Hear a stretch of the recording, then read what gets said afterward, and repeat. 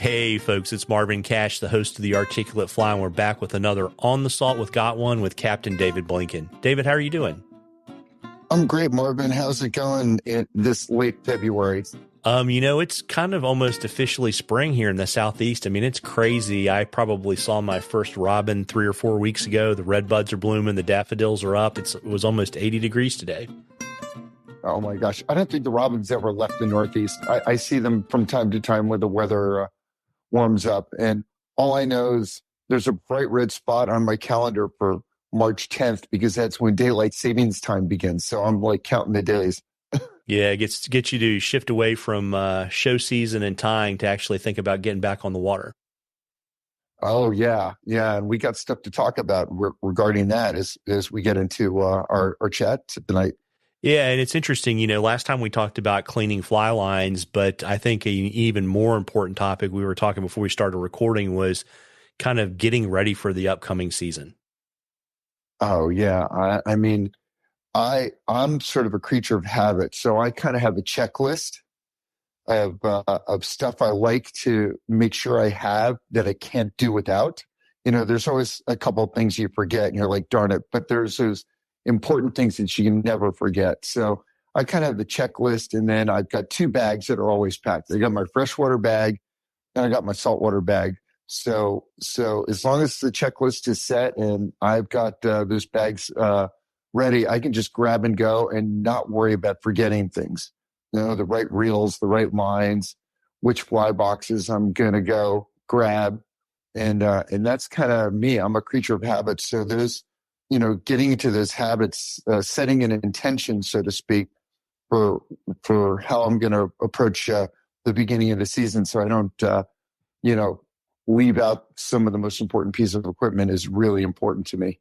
Yeah, it's funny you say that. So I guess my system is, and I'm surprised, I've talked to the guys at Umpqua. I'm shocked that they stopped selling these, but they said no one wanted to buy them. I have a huge, big plastic tub with one of those skirts on the outside of it that holds all the tools and all the goodies. And everything goes in there except for boots and waders and rods. And I have actually, despite having nicer boot and wader bags, I actually like an IKEA bag just because it's big and easy to deal with. And that's kind of my system. So everything goes in the tub. I do a little bit of seasonal changing. So I've taken out the stocking cap and the gloves and the chemical hand warmers and, maybe put back some sunscreen and things like that. But that's kind of how I get ready for the year. I dig it. I love the big blue IKEA bags. You can fit like 2 weeks worth of stuff in one of those and you're ready to go. Yeah. And you can always add more. I mean, that's great. And the other thing, you're talking about buckets. I mean, even though they're not a sponsor, like a little shout out to Yeti and Cool, because they have these great 5-gallon plastic buckets and you can put lids on them or not. And you can just throw everything in there and just kind of leave it in the garage and just grab it when you're ready. You're right, fresh on one bucket and salt on the other. Yeah, it's an amazing thing. But I think that process thing is a huge deal because I think that, first of all, you don't want to leave, things out that are important like boots and waders and reels. But the other thing is the easier it is for you to get out on the water and not have to think about it, the better it is. So, literally, if someone called me, I could be out the door in like 10 minutes with all of my stuff. Oh my God. It is so important. Here's my system. So I have my checklist. I have the rod cases by either like Fish Pond or Patagonia, whoever you prefer using. I've got my 6 saltwater rods in one and 6 freshwater rods in the other. So, I always go with extra rods because I'm always worried I'm going to break one. I never do, but you never know. And then if a friend joins you, you want a spare stick. And then I got my reels and my flies and my leaders, my tippet. I keep my extra sunglasses in my rod case and a buff and gloves and all that stuff. And then, and that's where I keep sort of the hard goods. And then the soft goods are just like you said, a little, IKEA bag or just a small duffel that you just keep stuff in. And, but here's the important thing. When you get back from fishing at the end of the day, just don't leave it scattered. Make sure you get it back in there so that when you're, so that when you go back to get the bag again and you go fishing again, everything's there. Don't say to yourself, well, let me take this box of flies out and, because I got to add some more flies. If you add those flies, don't forget to get it back in the bag, you know? So the end of the day is almost as important as the beginning of the day to make sure that stuff is on the ready as soon as you want to go. Yeah, I've actually will confess that I've been to Montana with empty rod tubes before. Oof, God, that hurts, doesn't it? I, I, I, I had a rod a number of years ago. It was a broken rod, and it was in the same like little slip case as the good rod. And I said to myself, well, I'm going to send this back to the manufacturer when I get back, so they can replace this tip section or whatever it was. I put the wrong rod into the right case. and I show up at the destination. Of course, I had an extra rod, but I show up at the destination and I'm missing the rod I really wanted to have. So there it goes. Yeah. And I would say, folks, the important thing is not to have David's process or my process, but to have a process and make it your process. Absolutely. I mean, we all do it, you got to do it the way that it suits you. And I would just say to everyone, find that process so you don't make those mistakes that we've all made. Preventative maintenance, so to speak. Yeah, 100%. And got an interesting question for you, David, from Brent. And he wanted to get your thoughts on getting started on the saltwater for someone who is primarily fished freshwater. Well, Brent, if you're just like dabbling, I would say in the beginning, see if you can borrow something and just, give it a go and see what it's like. But if you're really committed, maybe in the beginning, decide, first of all, you got to figure out what species you're going to go for. And, you'll talk to 1 million people and find what rod. So I'll say striped bass, for example, because it's, my area of greatest expertise. If you're going to have one stick for stripers, maybe grab a 9 weight.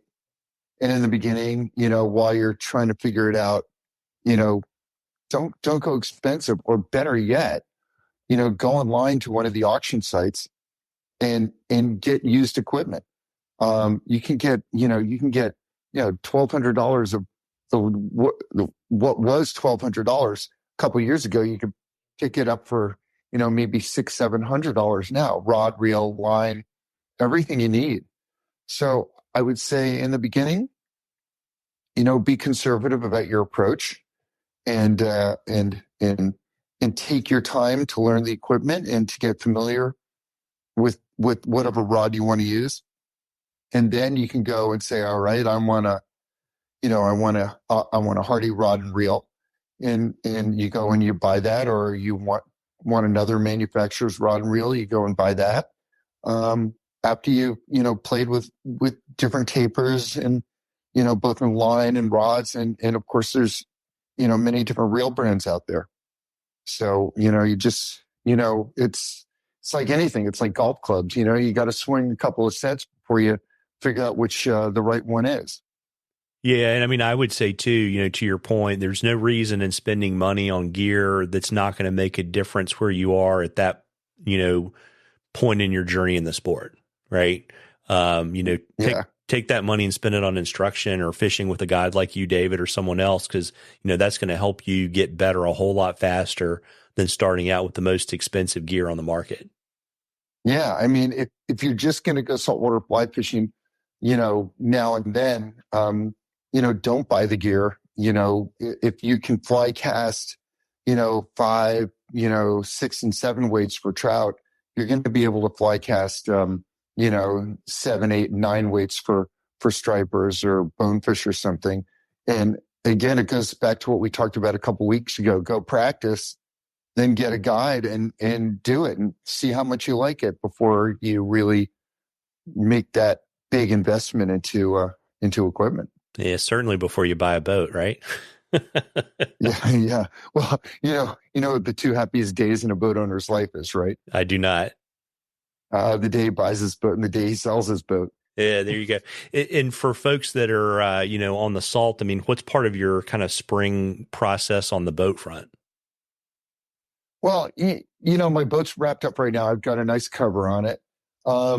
I'm going to uncover it. I'm going to charge the battery. I'm going to start the engine. I'm going to fill the gas tank. I'm going to put, some stuff in the gas tank that might help burn off carbon. So I use Yamaha. So I'll use some ring free and just make the engine happy. Then before the first client even gets near me, I'm going to scrub the whole boat down and get all that winter dirt off it.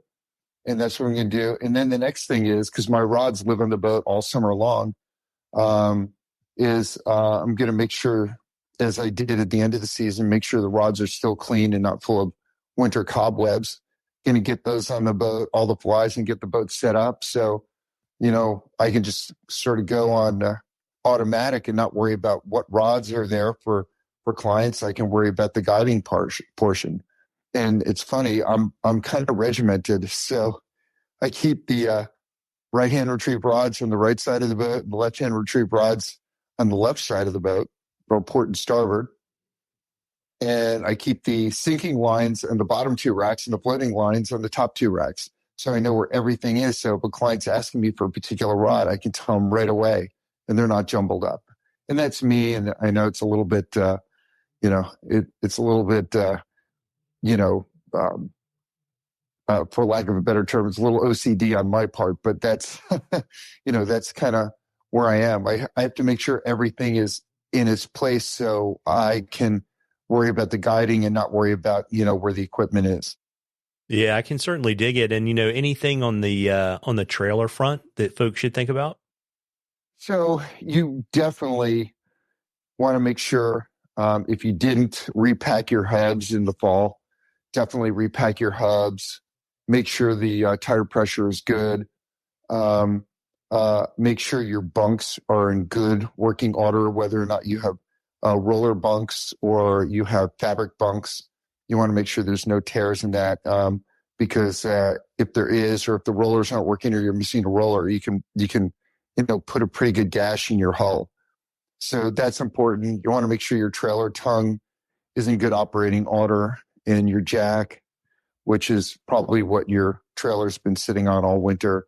So just give it all a good going over. And hopefully everybody who's been using their trailer in saltwater washed it down thoroughly before the winter, so there was no corrosion. And, if you have an older trailer, I would definitely check it for corrosion and make sure it's not affecting the integrity of the trailer. Yeah, got it. And of course, make sure you have a valid fishing license. Well, that's really important. And renew your license plate. In New York, every year we get a little sticker we have to put on the plate that says our trailer's good to go. So you got to make sure of that. And the other thing, and I left it out, is definitely hook it up and make sure your left and right turning signal are in good working order. That is like super important. That's a very quick ticket. So just sticking your hand out the window just doesn't work. Yeah. Like driving home tonight, there was a cattle trailer in front of me. It had 6 head of cattle in it. And the guy slows down to make a turn, no brake lights, no turn signal. And then I noticed that his trailer was listing to the left. So clearly he had a broken leaf spring or missing a shock in that trailer. So you definitely want to make sure everything is good working order, because your boat's on there, and something, we've all seen it before. We've seen trailers that have thrown wheels on the highway, and that's because somebody did not make sure their hubs were properly packed, or they didn't wiggle the tires to make sure that their hubs were in good operating order. Yeah. So, folks, we love questions at the Articulate Fly. Remember, email or DM me, make David's life easier. And if we use your question, I will send you some Articulate Fly swag. And then remember, we've got 2 great promotions. For everyone that sends in a question, we're going to have a drawing for a Rise Fishing Company rod. And then if we select your question on the series, we will draw among those folks, and the winner will get a Norvise tying system. And a good time to give a shout out to our friends at Norvise for generously sponsoring the series. And, folks, if you head over to www.nor-vice.com, you can see their remaining shows for the season. I know on the East Coast, I'm pretty sure they're going to be in Lancaster. They're going to be in Michigan. But if you go to the website, you'll see, some of the later season shows that kind of happen out in the West. And David, what's going on in the Masters of the Fly universe? Well, I think it's March 17th. I think that's the Sunday. We have our last show with Blaine Chocolate, who is just a master fly tire, and he's going to be doing the Game Changer, I'm pretty sure, and we're really psyched about it. So definitely tune in. It's going to be great. I mean, we had Jason Taylor on last night, and he is just incredible. That'll be up on the website and on YouTube in a few days. And if you didn't get a chance to see Joe Blados, that is up and running on our YouTube channel right now, and he is the originator. He is the OG of the crease fly, which is an amazing fly that all of us here in the Northeast use. Got it. And have you got any kind of good GotOne app beta testing stories you want to share with us before we break for the evening? No, but I can tell you, Lu Yan is headed down to the Sheepy tournament, I think down in Louisiana, and a bunch of people are going to be learning how to use it, and it's just been so great. And people should, look at if you've been using the GotOne app, if you haven't done the updates in the past few weeks, you should really do it. So, or I should say, in the past couple of months, you should do it. It's just incredible how useful this app is. So give it a go, everyone. Yeah. And, folks, kind of a great time, right? Spring is right around the corner. If the weather's still not great where you are, watch some of the recordings of Masters of the Fly or check out one of the new episodes. Head to a fly tying show or tie a few flies. And if it's nice where you are, you owe it to yourself to get out on the water. Tight lines, everybody. Tight lines, David. You too.